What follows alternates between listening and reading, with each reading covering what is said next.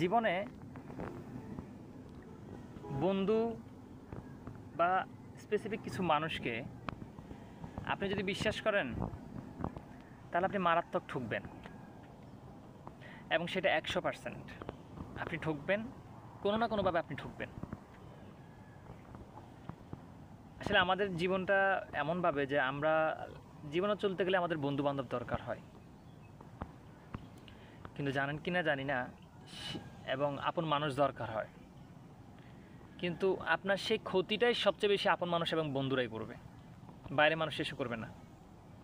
কারণ আপনার তো 24 ঘন্টাই চলাফেরা আপনার বন্ধু বান্ধব মানুষ, আপন মানুষ, প্রিয় মানুষ এদের সাথে, তাই না? তাই আপনার দুর্বলতা কিন্তু এরাই ভালো জানে।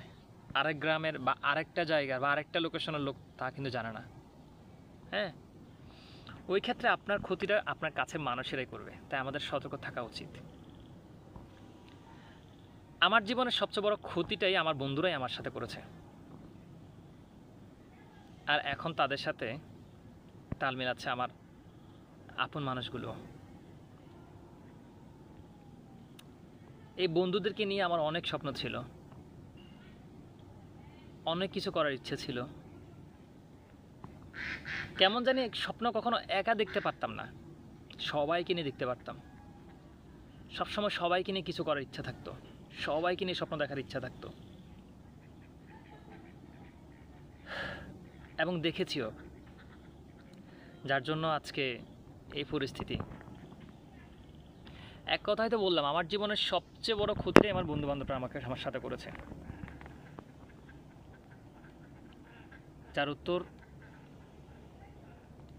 বা যার যে কষ্টের কথাগুলো, যে এটার যে কষ্ট না পারছি, এটা পরিবারকে বোঝাতে না পারছি, সমাজ বা আপন মানুষগুলোকে বোঝাতে না পারতেছি, বন্ধুগুলারে বোঝাইতে আমার মনে থাকবে, আমার খুব মনে থাকবে আমার বন্ধুদের কথা।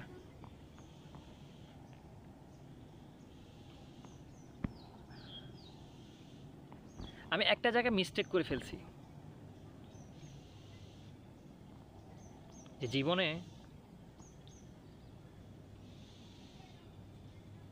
বন্ধুগুলারে বাছাই করতে ভুল করে ফেলছি।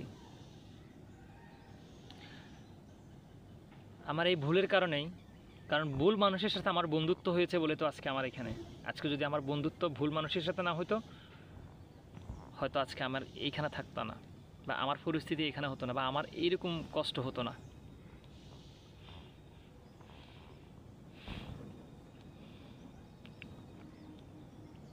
বিচার হবে,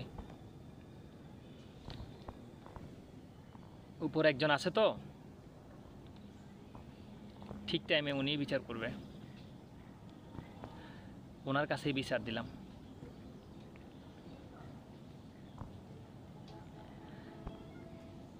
বন্ধু বান্ধবের জন্য মানে এভাবে যে নিজের লাইফটা শেষ হয়ে যায়, এই বিষয়টা মানে আমি আমার নিজেরই এখন ঘৃণার চোখে দেখি, যে আমি কেন তখন একটু সেলফিশ হলাম না, কেন তখন নিজের কথা ভাবলাম না, কেন তখন পরিবারের কথা ভাবলাম না, কেন তখন আমার অন্যান্য দিকগুলো আমি ভাবলাম না, কেন আমি বন্ধুদের কথা ভাবছি। এই বিষয়টা এখন আমার নিজেকে নিজে ধিক্কার দিতে ইচ্ছা করে, যে 10 জনের জন্য ভাবি, যে 10 জনের জন্য ভাবছিলাম, সেই 10 জনে দেখি এখন আমার পিছনে নাই, সাগরের মাঝখানে আমি। সময় কথা বলবে।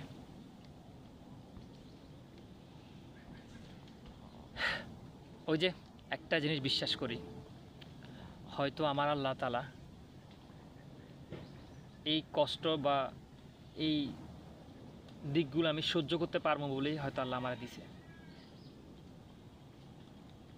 এবং আল্লাহ আমাকে এই বিপদ থেকে উদ্ধার করবে, এটা আমি 100% বিশ্বাস করি। কারণ এরকম আমার লাইফের সাথে অন্যান্য সাবজেক্ট বা অন্যান্য বিষয় নিয়ে হয়েছে, যখন আমি বিপদে পড়ছি আমার আল্লাহ আমাকে উদ্ধার করেছেন। আশা করছি ইনশাল্লাহ এইখান থেকে উঠাবেন, এই বিপদ থেকেও আল্লাহ তিনি আমাকে রক্ষা করবেন। তবে এটা ভুলবো না, বন্ধুদের বেঈমানি, বন্ধুদের স্বার্থপরতা কখনো ভুলবো না।